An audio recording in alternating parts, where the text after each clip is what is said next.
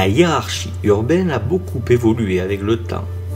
Des villages jadis sont devenus des villes, sous l'effet du développement économique, alors que d'autres localités d'importance, à l'époque féodale, sont demeurées des villages ou de toutes petites villes.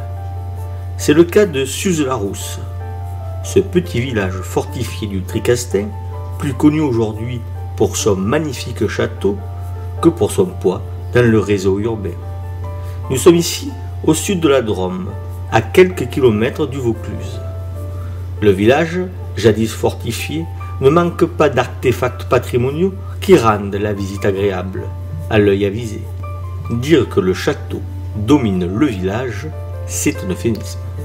Il l'écrase littéralement de sa masse.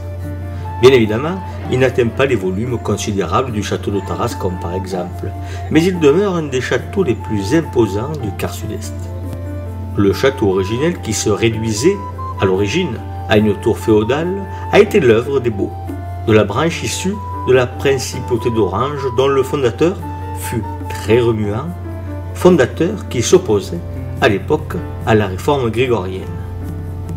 Comme on le montre dans le petit musée du château, dont une partie est visitable, excusez le néologisme, l'évolution de l'ensemble castral suffit donc, comme toujours, par l'adjonction de tours souvent liées au développement de co-seigneuries résultant des divisions successorales.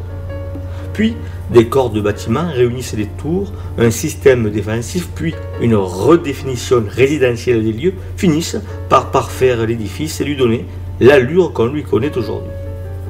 Un des avantages de la modélisation 3D, même grossière, tient à la possibilité de montrer le bâtiment sous tous ses aspects, et cela en quelques secondes.